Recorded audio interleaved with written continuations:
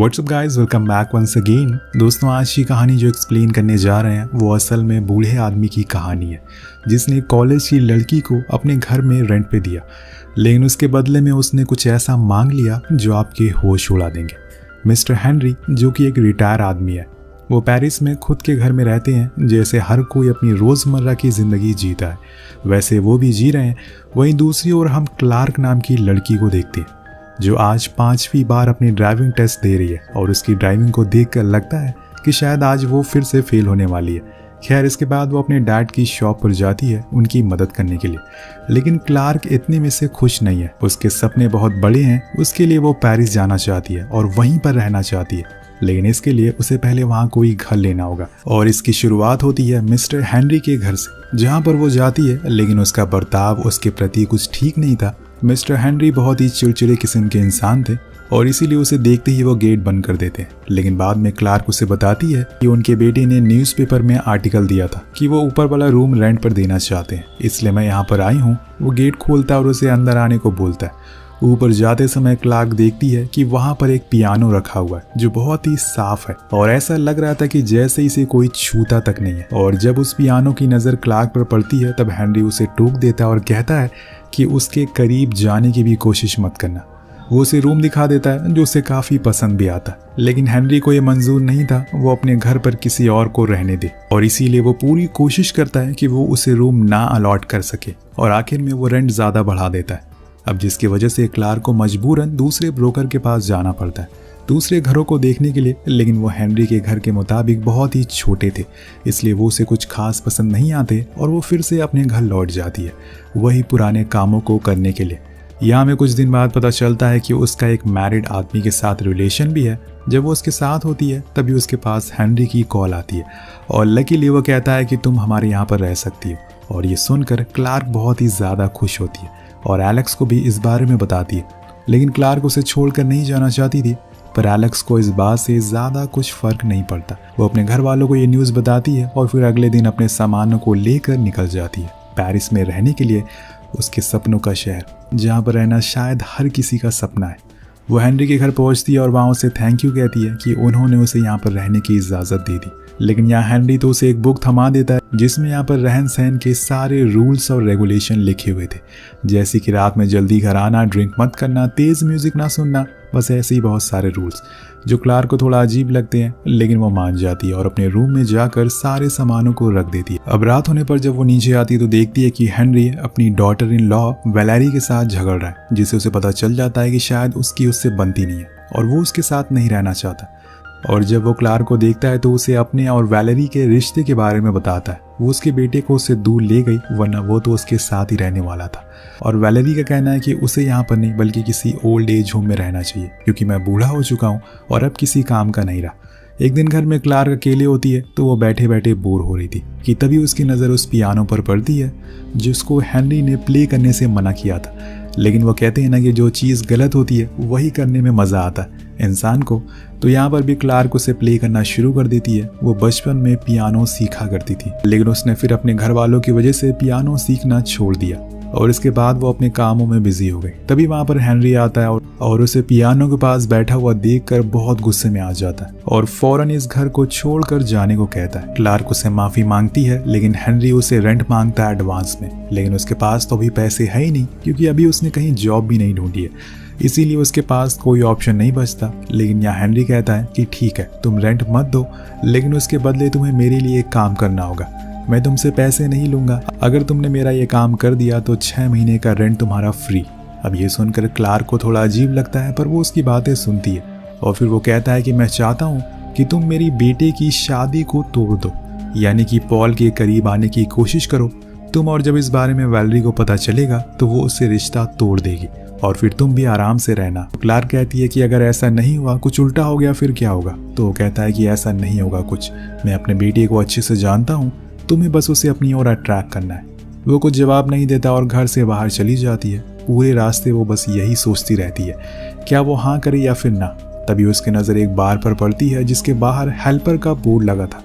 Clark अंदर चली जाती है क्योंकि उसे यह जॉब चाहिए थी। अंदर जाने पर उसे एक लड़का मिलता है जो वहीं काम किया करता था। वो उसे कहती है कि उसे किसी भी हाल में ये जॉब चाहिए, तो वो मान जाता है और उसे कल से आने के लिए बोलता है। और अगले दिन जब घर पर पॉल आता है तो वो क्लार्क को देखकर खुश था। वो उसे चाय बनाकर पिलाती है। दोनों में थोड़ी मोड़ी बातें भी होती है, जिसमें पॉल पूछता है कि क्या उसके डैड उसके बारे में बुरा भला कहते हैं, तो वो मना करती है। पर वो कहता है कि वो ज़रूर कहते होंगे, मुझे पता होगा। दरअसल वो उनके लिए दवाइयाँ लेकर आया था, क्योंकि वो चाहता था कि क्लार्क उनका ख्याल रखे। तभी वहाँ पर हेनरी आ जाता है और पॉल को यहाँ पर देखकर उसका मजाक उड़ाने लगता है, जिसकी वजह से वो वहाँ से गुस्सा होकर चला जाता है। लेकिन उसे कहीं न कहीं खुशी थी कि क्लार्क अब उसके करीब आने की कोशिश कर रही है और पॉल को ये पसंद आ रहा था। उस दिन के बाद से भी वो बार में जॉब करना शुरू कर देती है और अपनी पढ़ाई को पूरी करने की कोशिश करती है। उसने इस बारी एग्जाम के लिए पूरी कोशिश की, लेकिन फिर भी उसे अच्छे मार्क्स नहीं आ पाते। लेकिन उसने ठान लिया था कि वो फाइनल के पेपर में अच्छे नंबर से पास होगी। उसने अब हेनरी से भी दोस्ती करना शुरू कर दी थी, क्योंकि वो ऐसे अकेले इस घर में बोर हो जाती थी। संडे वाले दिन हेनरी ने पॉल और वैलेरा के लिए कुछ लंच रखा था, जिसमें वो क्लार्क से कहता है कि वो खाना बना कर लाए ताकि पॉल इम्प्रेस हो सके। इसीलिए वो ऐसा ही करती और वो बीच बीच में पॉल से फ्लर्ट भी करती रहती है। लेकिन उस दिन उसे समझ आ जाता है कि असल में वैलेरा से हेनरी इतना चिढ़ता क्यों है, क्योंकि वो थोड़ी सी अजीब थी, या फिर आसान भाषा में कहें कि थोड़ी सी बॉडम। अब लंच के दौरान क्लार्क पॉल से उस पियानो के बारे में पूछती है, तो वो बताता है कि वो पियानो उसकी माँ का था। वो हमेशा इसे प्ले किया करती थी, लेकिन उनके जाने के बाद किसी ने भी इसे हाथ नहीं लगाया। हेनरी इन सब बातों से परेशान हो जाता है और इसी को लेकर उससे और पॉल के बीच में फिर से बहस हो जाती है, जिसके बाद वो क्लार्क से कहता है कि जाकर तुम उस पियानो को प्ले करो। वो लंच के बाद ऐसा ही करती है और उस पियानो की मीठी आवाज़ को सुनकर वो अपनी पुरानी यादों में खो जाता है। उसकी आंखों में आंसू आ जाते हैं और वो उठकर वहाँ से चला जाता है। क्लार्क को लगता है कि शायद उसने अच्छा प्ले नहीं करा, इसलिए वो चले गए। लेकिन पॉल बताता है कि असल में उन्हें अपनी वाइफ की याद आने लगी थी, इसीलिए उन्होंने यहाँ से जाना सही समझा। अब इस समय पर वैलेरा खाने के लिए बोलती है, तो पॉल भी वहाँ से चले जाना ये सही समझता है। अब वो दिन आ जाता है जिसका क्लार्क को बरसों से इंतजार था, यानी कि उसका रिजल्ट का दिन। किसी भी तरह से उसे इसमें पास होना चाहती थी। अब वो डरते हुए अपने रिजल्ट को चेक करती है, तो वो अपना नाम सबसे नीचे पाती है, यानी कि वो एक बार फिर से फेल हो गई थी, जिससे वो पूरी तरह से टूट जाती है और वहाँ से रोते हुए सीधे एक बार में जाती है, जहाँ वो इस गम को भुला देना चाहती थी। उस दिन उसने इतनी ज़्यादा पी ली कि जब अगले दिन वैलेरा उसे अपनी बर्तन लेने के लिए आती है, तो वो उसमें ही वॉमिट कर देती है। सभी लोग ये देखकर घबरा जाते हैं और फौरन उसे दवाइयाँ देते हैं। यहाँ क्लार्क पहली बार हेनरी के सामने रोते हुए कहती है कि वो फेल हो गई, और अगर इस बारे में उसके डैड को पता चला तो वो फिर से उसे वापस बुला लेंगे। लेकिन अब वो वापस उनकी शॉप पर काम नहीं करना चाहती। उसकी बातें सुनकर हेनरी कहता है कि जिंदगी में पास और फेल का सिलसिला हमेशा चलता रहता है। इंसान को हमेशा वही करना चाहिए जिसमें उसे खुशी मिलती हो, जिसे करते हुए वो ना डरे। यहाँ क्लार्क कहती है कि उसे पियानो प्ले करना पसंद है, लेकिन एक टीचर ने उसे इसके लिए बहुत पनिश करा था, जिसके बाद मैंने कभी भी पियानो प्ले नहीं किया। लेकिन आज वो हेनरी के कहने पर अपने लिखे हुए गाने को प्ले करती है, जिसे सुनकर वो पहली बार उसके सामने उसकी तारीफ करता है और इससे वो बहुत खुश होती है। और वैलेरा के जाते समय वो उससे हेनरी की वाइफ के बारे में पूछती है, तो वो बताती है कि उनकी आज से 10 साल पहले इसी घर की खिड़की से नीचे गिरकर मौत हो गई थी। तब से लेकर आज तक वो हमेशा अकेले ही रहते हैं। अब कुछ देर बाद वैलेरा उससे पूछती है कि क्या वो पॉल को पसंद करती है, तो वो साफ साफ मना कर देती है कि नहीं, ऐसा कुछ नहीं है। लेकिन वैलेरा को शायद ऐसा ही लगता है, इसीलिए वो बार बार उसी से रिलेटेड उससे सवाल पूछती है, और इसीलिए वो उसके जाने के बाद वो जाकर हेनरी को इस बारे में बताती है और कहती है कि मुझे लगता है कि वैलेरा आपके बेटे से सच में प्यार करती है। उसे पसंद नहीं है कि कोई भी लड़की उसके आसपास भी आए। लेकिन हेनरी कहता है कि वो झूठ बोल रही है, वो बस पॉल के साथ इसलिए है क्योंकि उसे उसके पैसों से प्यार है। लेकिन यहाँ पर अब क्लार्क इस काम को करने के लिए मना कर देती है, क्योंकि वो ऐसे किसी प्यार करने वालों को अलग नहीं करना चाहती। लेकिन शायद हेनरी भी सही है, पर वो कहता है कि ठीक है, अगर तुम ये नहीं कर सकती तो तुम यहाँ से चली जाओ। अब यहाँ पर क्लार्क के पास कोई ऑप्शन नहीं था, इसीलिए वो अगले दिन अपने घर के लिए चली जाती है। लेकिन वहाँ जाकर वो देखती है कि उसके रूम को तो ऑफिस बना दिया गया। नीचे आने पर उसके डैड कहते हैं कि मुझे पता है कि तुम फिर से फेल हो गई, पर वो उन लोगों से झूठ कह देती है कि वो पास हो गई है, और यही बताने के लिए वो यहाँ पर आई है और आज रात उसे फिर से पेरिस जाना है। सभी को उसकी बातों पर यकीन हो जाता है और वो फिर से हेनरी के पास लौट जाती है और इस काम को आगे बढ़ाने के लिए राजी हो जाती है। उसे किसी भी तरह से इस शहर को छोड़कर नहीं जाना था। वो उसे पॉल के बारे में और सारी जानकारी इकट्ठा करने लगती है कि उसे क्या क्या पसंद है उसे, ताकि वो ये काम जल्दी कर सके। वो काम पर लग जाती है और यहाँ पर हेनरी क्लार्क के लिए एक अच्छा फ्यूचर की तैयारी करने लगा। उसके लिए लंदन स्कूल ऑफ म्यूजिक में एडमिशन के लिए फॉर्म फिल कर देता है। जब इस बारे में क्लार्क को पता चलता है तो वो गुस्सा हो जाती है क्योंकि वो झूठे सपने नहीं देखना चाहती। अब कहानी आगे बढ़ती है और अगले दिन वो उसी स्विमिंग पूल में जाती है जहाँ पर पॉल हर वीक आया करता था और वहाँ पर क्लार्क को देखकर वो हैरान था। तो यहाँ पर क्लार्क उसे अपनी ओर खींचना शुरू कर देती है और फिर दोनों साथ में घर आते हैं जहाँ पर वो उसकी पसंद की सारी चीज़ों को करती है जो असल में हेनरी ने उसे बताई थी। इस पर पॉल धीरे धीरे क्लार्क से अट्रैक्ट होने लगता है, मतलब कि सच लौंडा यहाँ पर पिघल रहा था और उसे पता ही नहीं चलता कि ये सब असल में एक नाटक है। लेकिन वो अब उसे पसंद करने लगा था और कुछ ही देर बाद क्लार्क भी उसे कह देती है कि वो उसके साथ एक रिश्ता बनाना चाहती है। लेकिन पॉल कहता है कि वो उससे बहुत छोटी है और ऐसे में वो ये कर नहीं सकता। तो ये सुनकर क्लार्क को खुद से नफरत हो जाती है। उसे लगता है कि शायद वो गलत कर रही है। लेकिन उसके पास हेनरी आकर बताता है कि पॉल तुम्हें मैसेज जरूर करेगा, तुम्हें बस इस शादी को तोड़ना है, उसके आगे कुछ नहीं करना है। वो मान जाती है और अगले दिन वो उसी बार वाले लड़के के साथ क्लब में जाती है जहाँ पर वो लड़का कहता है कि उसे क्लार्क के साथ डेट पर जाना है। लेकिन यहाँ तो क्लार्क की नज़र वहाँ के डीजे पर थी, जिसकी वजह से वो लड़का उनसे दूर चला जाता और फिर क्लार्क उस डीजे के साथ इंटीमेट होती है। लेकिन अगले ही सुबह होते ही उसके पास पॉल का मैसेज आता है जो उसे बताता है कि अब वो उसके साथ अफेयर करने के लिए तैयार है। इतनी आसानी से उसने पॉल को फंसा लिया और इसीलिए वो उसके साथ बार में जाता है जहाँ वो काम किया करता था। उससे कहता है कि चलो हम क्लब चलते हैं। दोनों उसी क्लब में जाते हैं जहाँ पर वो डीजे काम करता था। लेकिन उसकी नज़र वो क्लार्क पर पड़ती नहीं क्योंकि आज उसे कोई और लड़की मिल गई थी।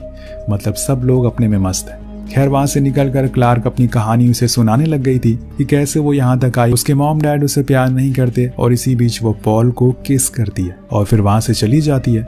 इधर पॉल को लगता है कि उसने कर दिखाया, अब वो क्लार्क के साथ ही रहेगा। लेकिन जब वो अगले दिन घर पर जाता है तो वैलेरी उसे पूरी रात बाहर रहने की वजह पूछती है। वो उसे झूठ बोलना शुरू कर देता है जो कि वो चुटकी भर में पकड़ लेती है और फिर उसकी कार में उसे क्लार्क की जैकेट भी मिल जाती है जिससे अब उसे सबूत भी मिल गया था। अब जब इस बारे में हेनरी को पता चलता है तो वो क्लार्क को बता देता है और उससे थैंक यू बोलता है कि उसने वो काम कर दिया और साथ में उसे वो लंदन स्कूल ऑफ म्यूजिक का एप्लीकेशन फॉर्म भी देता है और बताता है कि उसने वहाँ काम करने वाले एक प्रोफेसर से उसकी सिफारिश भी कर दी है, इसलिए अब उसे बस मेहनत करना है और अगले साल होने वाले एंट्रेंस एग्जाम में पास होना है। उधर पॉल अब पागल हो चुका था। वो लगातार क्लार्क को कॉल लगाता रहता है लेकिन कोई फायदा नहीं था क्योंकि वो उसका रिप्लाई दे ही नहीं रही थी।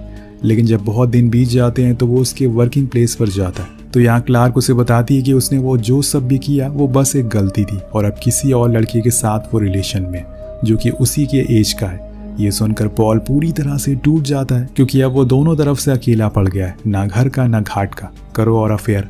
लेकिन उसकी मुसीबत और बढ़ जाती है जब उसे पता चलता है कि वलारा के लॉयर ने उसे कोर्ट बुलाया क्योंकि वो उसे डिवोर्स लेना चाहती है। पर उसी रात उसको वलारा का कॉल आता है। उसे पता चलता है कि वो प्रेग्नेंट है और इसी वजह से अब वो अपनी शादी को तोड़ना नहीं चाहती। और जब पॉल ये बात हेनरी को बताता है तो वो बहुत ही हैरान करने वाला रिएक्शन देता है और पूछता है कि क्या वो इस बच्चे को रखना चाहता है। इस बात से पॉल बहुत नाराज होता है कि वो ऐसा कैसे बोल सकते हैं और कहता है कि जब यहाँ पर वैलेरी आएगी तो उन्हें उनके सामने अच्छा बिहेव करना होगा वरना वो उनसे जिंदगी में कभी बात नहीं करेगा। पॉल क्लार्क को भी ये बात बताता है जिससे वो बहुत खुश होती है। फिर दोनों अपने ही अपने रास्ते निकल जाते हैं। क्लार्क भी अब खुश रहने लग गई थी लेकिन एक दिन उसके पास उसके डैड का कॉल आता है क्योंकि उन्हें पता चल चुका था कि उसने उनसे झूठ बोला कि वो पास हो गई है और इसीलिए अब वो उसे घर बुला रहे हैं। और वो ये बात हेनरी को भी बताती है। उस दिन वो बहुत ज़्यादा शराब पी रही थी जो कि हेनरी को बिल्कुल पसंद नहीं आता क्योंकि इसी शराब की वजह से उसकी बीवी उस दिन खिड़की से नीचे गिरकर मारी गई। खैर अब वो दिन आ गया है जब क्लार्क को अपने घर की ओर जाना था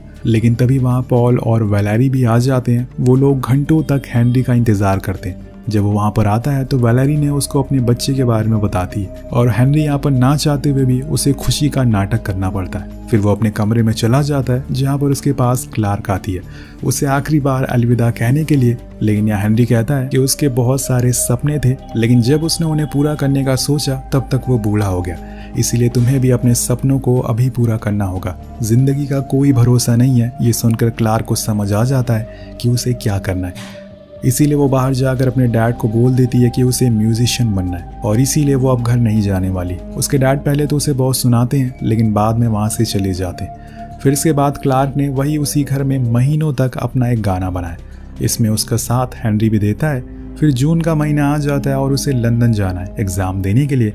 हेनरी कहता है कि उसे पूरा भरोसा है कि वो पास हो जाएगी, इसीलिए उसे किसी भी तरह की कोई भी ब्लेसिंग की ज़रूरत नहीं है। क्लार्क अब खुश थी, शायद उसकी मंजिल उससे बस थोड़ी सी दूर है। उसने बहुत समय लगा दिया अपने हुनर को तलाशने में, लेकिन एक अनजान आदमी ने उसके इस हुनर को पल भर में ही परख लिया। वो स्कूल पहुंच जाती है जहां पर अपना एग्ज़ाम में कुछ राउंड को पास कर लेती है, लेकिन एक दिन उसे एक ऐसी खबर मिलती है जो उसे पूरी तरह से तोड़ देती है। वो ये थी कि हेनरी अब इस दुनिया को छोड़कर जा चुका है। वो भागते हुए पेरिस आती है, उसी घर में जहाँ से उसने शुरुआत की थी। वहाँ उसे पॉल मिलता है जो उसे कहता है तुम्हें जब तक यहाँ पर रहना है रह सकती हो।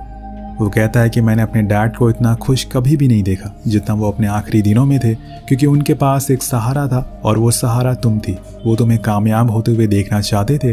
वो उसे हेनरी की दी हुई एक चिट्ठी भी देता है जो उसने क्लारा के लिए लिखी थी, जिसमें लिखा था कि डियर क्लारा, लाइफ में कुछ बातों का हमेशा ध्यान रखना। पहला, हमेशा अपने सपनों के पीछे भागते रहना ताकि वो पूरा हो सके।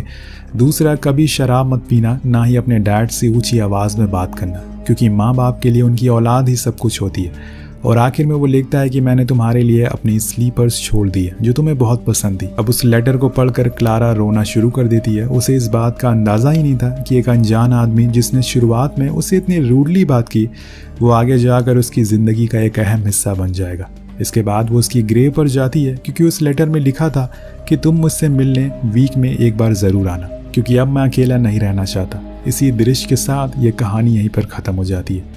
तो दोस्तों, कभी कभी ज़िंदगी में कोई अनजान आदमी भी आपको सही रास्ता दिखा जाता है। क्या आपकी ज़िंदगी में कोई ऐसा इंसान है? तो नीचे हमें ज़रूर बताएगा। मिलते हैं अगली वीडियो में। Peace out.